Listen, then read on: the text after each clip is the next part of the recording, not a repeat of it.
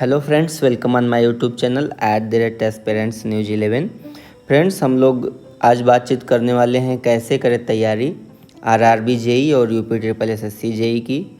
Self study versus coaching कौन सा बेहतर होगा, क्योंकि फ्रेंड्स इस समय RRB JE UP triple SSC JEE दोनों की वैकेंसी चल रही है और फॉर्म फिलअप किए जा रहे हैं आरआरबी जेई के और यूपी ट्रिपल एसएससी जेई के फिल किए जा चुके हैं। फ्रेंड्स, इसमें हम लोग यह भी देखेंगे कि मैंने कैसे तैयारी किया था, क्योंकि मैंने RRB ALP 2018, RRB JE 2018, group D का एग्ज़ाम और आईजीसीएआर का भी exam, Indira Gandhi centre for Islamic research, ISRO, LPSC भी, SSC, UP triple SSC JE के भी एग्ज़ाम को क्लियर किया।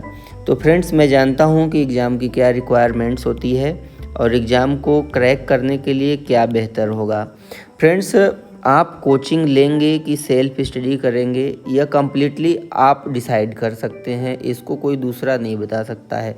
लेकिन मैं इतना ज़रूर कर सकता हूँ, कुछ पॉइंट्स आपको दे सकता हूँ जिसके बिहाफ पर आपको डिसाइड करने में हेल्प होगी कि आप कोचिंग लें कि नहीं लें। फ्रेंड्स, अगर हम लोग बात करें आरआरबी जेई और यूपी ट्रिपल एसएससी जेई की, तो इसके सिलेबस में दो पार्ट होते हैं, टेक्निकल और नॉन टेक्निकल पार्ट। आज हम लोग बातचीत करेंगे टेक्निकल पार्ट की, क्योंकि मैंने डिप्लोमा किया था मैकेनिकल इंजीनियरिंग से, तो मैं मैकेनिकल इंजीनियरिंग के ही विषय में बातचीत करूंगा और बाकी कैंडिडेट्स इसमें क्या है देख के समझ सकते हैं वो अपने सिलेबस को कैसे कवर कर सकते हैं। फ्रेंड्स, अब टेक्निकल पोर्शन में सबसे पहले बारी आती है बेसिक्स की, कि आपकी जो नींव है, बेस है, वो कितना मजबूत है। और अगर हम बात करें तो डिग्री किया है कि आपने डिप्लोमा किया है। फ्रेंड्स, डिग्री में सब्जेक्ट थोड़ी ज़्यादा होती है और डिप्लोमा में थोड़ी कम होती है। तो इसमें क्या होता है कि डिग्री वाले अगर बच्चे कैंडिडेट्स जो होते हैं उनके जो बेसिक्स होते हैं वो थोड़े मजबूत होते हैं और डिप्लोमा कैंडिडेट्स के जो बेसिक्स हैं वो थोड़े कमज़ोर हैं। लेकिन इसका कहीं मतलब यह नहीं होता कि वो एग्ज़ाम क्रैक नहीं कर सकते, क्योंकि मैंने डिप्लोमा ही किया था, वो अभी मैकेनिकल इंजीनियरिंग से, और इतने सारे एग्ज़ाम क्रैक किया हूँ, आप लोग देख सकते हैं। तो फ्रेंड्स, अब बेसिक के बारे में यह मैं बेसिक रूप से यह कहना चाहता हूँ कि अगर आपके टेक्निकल सब्जेक्ट्स जो मेन रूप से सिलेबस के पार्ट हैं, for example UP triple SSC JEE में जैसे हाइड्रोलिक्स हो गया या फिर फ्लूइड मैकेनिक्स इसको कई लोग बोलते हैं, फिर थर्मोडायनेमिक्स हो गया, थर्मल इंजीनियरिंग हो गया, फिर उसके बाद हो गया आपका स्ट्रेंथ ऑफ मटेरियल हो गया, फिर मटेरियल साइंस हो गया। तो ये सारी चीज़ें अगर आपके सब्जेक्ट्स अच्छे से कवर हैं या तो फिर नहीं है कवर, जैसे आप क्या है कि सेमेस्टर एग्ज़ाम 15 डेज पढ़ के दिए हैं, या कोई कोई कहता है कि नहीं हमने एक नाइट में पढ़ के किया था एग्ज़ाम पास, तो अगर उस तरीके की पढ़ाई की है तो आपको टेक्निकल सब्जेक्ट्स के लिए कोचिंग ज़रूर लेना चाहिए। अगर आप अच्छे से पढ़ाई किए हैं और सारे सब्जेक्ट्स की डेप्थ नॉलेज रखते हैं और आपकी लेवल है, आप एग्ज़ाम के क्वेश्चन को समझ लेते हैं, तो आपको कोचिंग नहीं ज़रूरी होता है। उसके बाद फ्रेंड्स बारी आती है प्रीवियस ईयर क्वेश्चन पेपर की। प्रीवियस ईयर क्वेश्चन पेपर आपको यह डिसाइड करने में बहुत हेल्प करता है। सपोज कीजिए कि अगर आप प्रीवियस ईयर क्वेश्चन पेपर 2018 में 50% से अधिक अंक प्राप्त कर लेते हैं, सपोज कीजिए 70% या फिर 60%, तो इसका मतलब यह है कि आप काफ़ी हद तक पेपर को मैनेज कर पा रहे हैं, क्वेश्चंस आपको समझ में आ रहे हैं। लेकिन अगर बिलो 50% हैं तो आप यह असेसमेंट कीजिए या मूल्यांकन कीजिए कि क्या आपका जो क्वेश्चन मिस हो रहा है, जो क्वेश्चन गलत हो रहा है, वो क्वेश्चन क्या आप रिवीजन करके या फिर थोड़ा और कॉन्सेप्ट को अच्छे से रिवाइज करके हल कर सकते हैं कि नहीं। अगर हल कर सकते हैं तब ठीक है, अगर नहीं कर सकते हैं तो निश्चित रूप से आपकी नॉलेज वहाँ पे कमज़ोर है, आपको उसको कहीं से फुलफिलमेंट करना पड़ेगा। अगर आप फुलफिलमेंट नहीं करते हैं तो एग्ज़ाम के क्वेश्चन मिस होंगे। फुलफिलमेंट करने का तरीका क्या हो सकता है, यूट्यूब चैनल हो सकता है या कोई बुक हो सकती है। कहीं कहीं दोस्त क्या होता है कि जो हिंदी मीडियम के कैंडिडेट्स होते हैं, क्योंकि डिप्लोमा में मोस्टली क्या है कैंडिडेट्स हिंदी मीडियम वाले ही रहते हैं, तो उनके लिए क्या है कि कोचिंग थोड़ा सा इम्पॉर्टेंट रोल प्ले करती है। क्योंकि जो बुक्स है वो जनरली इंग्लिश मीडियम में ही छपती है। तो हिंदी कैंडिडेट्स जो हैं उनके लिए ये कोचिंग इम्पॉर्टेंट हो जाती है। अगर फ्रेंड्स आप हिंदी मीडियम के हैं या इंग्लिश मीडियम के हैं, फिर भी अगर आप 70% से ज़्यादा स्कोर कर रहे हैं तो आपको कोचिंग की ज़रूरत नहीं है। आप बस जो नोट्स बनाए हैं उसका रिवीजन कीजिए, प्रीवियस ईयर क्वेश्चन को सॉल्व कीजिए।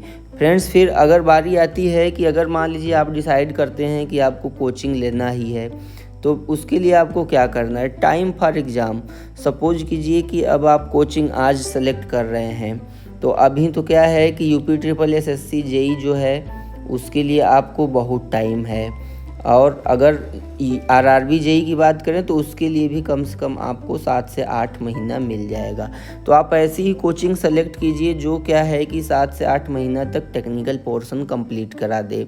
तो अगर फ्रेंड्स मान लीजिए कि आप ऐसी कोचिंग ले लेते हैं, या फिर ऐसा भी कई कैंडिडेट्स करते हैं कि जो एक बार कोचिंग तो RRB JEE 2018 के लिए किए थे, अब RRB JEE 2018 में हुआ था तो 2016, 17 या फिर 2018 में ही कोचिंग लिए थे।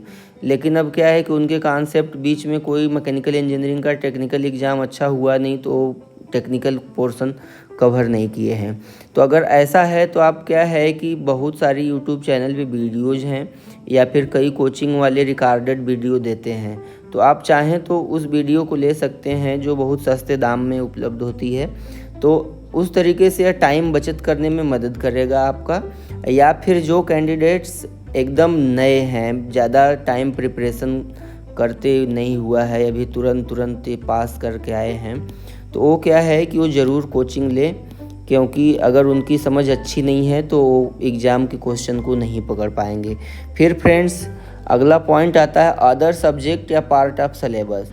सपोज कीजिए कि जो कैंडिडेट अदर पार्ट कंप्लीट कर चुका है, क्योंकि अगर वो पहले से तैयारी कर रहा है पिछले 1-2 साल 3 साल से, तो उसके नॉन टेक के पार्ट कंप्लीट हैं। तो RRB JEE में 100 + 50 का कम्बिनेशन है, 50 नॉन टेक के पोर्शन है और 100 टेक के पोर्शन है। तो अगर 100 टेक्निकल के पोर्शन तो उसके 50 क्वेश्चन के अगर पोर्शन कंप्लीट हैं तो ऑलरेडी वो एज मिल रही है उसको, थोड़ा आगे है वो। तो अगर अदर पार्ट कंप्लीट है तो वो उसको मजबूत कर सकता है, अगर नहीं है तब उसको उस तरीके से टाइम टेबल बनाना होगा। अगर आपको टाइम टेबल बनाने में कन्फ्यूजन हो रहा है तो आप कमेंट कीजिएगा, हम टाइम टेबल बनाने पर एक वीडियो बना देंगे। तो यह क्या है फ्रेंड्स, अगर अदर पार्ट ऑफ सिलेबस आपका पहले से थोड़ा मजबूत है तो आप तब भी कोचिंग सेलेक्ट कर सकते हैं, क्योंकि अगर आप टेक्निकल कोचिंग लेते हैं तो मिनिमम 3 से 4 घंटा आपको देना पड़ेगा पर डे, हफ्ता में 5 से 6 दिन।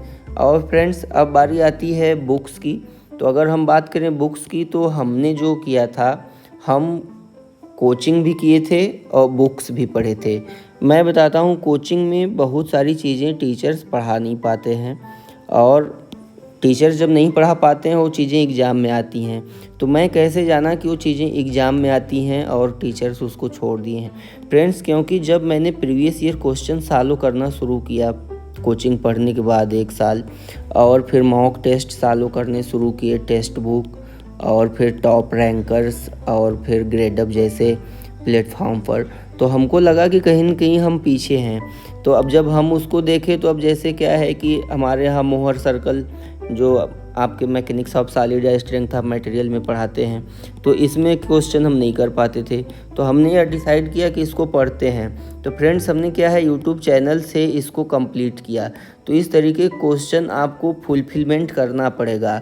आप यह नहीं एज्यूम कर सकते कि सारा काम आपका कोचिंग करके देगी, ना ही सारा काम बुक्स देगी, क्योंकि फ्रेंड्स डिप्लोमा के कैंडिडेट्स को ज़्यादा डेप्थ की पढ़ाई होती नहीं, उनकी बुक्स उस लेवल पे डिज़ाइन रहती नहीं है। तो इसलिए क्या होता है कि सेमेस्टर वाली बुक्स से उनको थोड़ा ऊपर जाना पड़ता है एग्ज़ाम को क्रैक करने के लिए। तो इस तरीका को अपना सकते हैं कुछ यूट्यूब चैनल से, कुछ प्रीवियस ईयर क्वेश्चन और मॉक टेस्ट की हेल्प से। और फ्रेंड्स अगर हम बात करें बुक्स की कि मैकेनिकल इंजीनियरिंग के कैंडिडेट्स कौन सी बुक्स पढ़ें, चाहे डिप्लोमा हो चाहे डिग्री हो, तो फ्रेंड्स सबसे पहले हम बता दें कि RRB JEE 2018 का जो क्वेश्चन पेपर था उसमें क्वेश्चन के लेवल बहुत हार्ड नहीं थे। 70% क्वेश्चन आप देखें तो कहीं न कहीं डायरेक्ट RS खुरमी की बुक से सॉल्व हो रहे थे। इवन कुछ क्वेश्चन का तो लैंग्वेज भी एकदम सेम था, लग रहा था ऐसे जैसे उसी बुक से छपे हैं। और 30% जो क्वेश्चन थे फ्रेंड्स उसके लिए आपको कॉन्सेप्ट की ज़रूरत थी, बिना कॉन्सेप्ट के आप उसको सॉल्व नहीं कर सकते, या फिर आप रट्टा मार के उस क्वेश्चन को सॉल्व नहीं कर सकते रेटिफिकेशन की तरह। तो इस तरीके से क्या है कि आपको कॉन्सेप्ट की भी ज़रूरत पड़ती है। तो अब 70% क्वेश्चन तो फ्रेंड्स इससे सॉल्व हो रहे थे, लेकिन अगर हम बात करें यूपी ट्रिपल एसएससी जेई की, तो इसमें फ्रेंड्स इस बार एकदम पैटर्न चेंज था। 2016 की तरह हुआ था एग्ज़ाम, और इसमें क्या है कि without concept are you not able to solve any question. Even 30% of question आप सॉल्व नहीं कर सकते थे, नहीं कर पाते 30% से ज़्यादा क्वेश्चन, अगर आपके पास अच्छा कॉन्सेप्ट नहीं है। तो क्या है फ्रेंड्स, अल्टीमेटली कॉन्सेप्ट की ज़रूरत पड़ती है। तो अगर आप कोचिंग ले सकते हैं तो लीजिए, क्योंकि अगर आपके 70% से ज़्यादा मार्क नहीं आ रहे हैं, कम आ रहे हैं, तो आपको कोचिंग के लिए जाना चाहिए। अगर 70% या फिर 65% मार्क्स आ रहे हैं प्रीवियस ईयर क्वेश्चन पेपर में, तो आप उसको सेलेक्ट कर सकते हैं। तो फ्रेंड्स क्या है, टेक्निकल की यह जो बुक है RS खुरमी की, यह मेनली इंग्लिश लैंग्वेज में है। इसमें बहुत सारे क्या है कि क्वेश्चन दिए रहते हैं, आप उनको सॉल्व करते हैं तो एक प्रैक्टिस होती है और सब्जेक्ट की अच्छी समझ होती है। और फिर इसके अलावा फ्रेंड्स, अगर कोई कैंडिडेट बीटेक का है तो RK जैन की भी बुक होती है। ये थोड़ी लैंग्वेज इसकी टफ होती है और थोड़ी मोटी भी होती है। आप लोग चाहें तो इसको भी सॉल्व कर सकते हैं, लेकिन इसकी ज़रूरत नहीं पड़ती है जनरली। अगर आप RS खुरमी की बुक और फिर कॉन्सेप्ट को सॉल्व करते हैं तो आप यूपी ट्रिपल एसएससी जेई और फिर RRB जेई दोनों में सेलेक्ट होने में सक्षम रहेंगे। और क्या है कि इस एग्ज़ाम में बहुत ज़्यादा क्वेश्चन के लेवल हार्ड नहीं होते हैं, बशर्ते अगर आपको कॉन्सेप्ट नहीं मालूम है तो आप उसको समझ नहीं पाते हैं, सॉल्व नहीं कर पाते हैं। फ्रेंड्स, आप हमारे यूट्यूब चैनल पर वीडियो देखने के लिए बहुत बहुत धन्यवाद। हमारे वीडियोज़ को आप लाइक कीजिए, हमारे चैनल को सब्सक्राइब कीजिए और शेयर भी कीजिए। Thank you.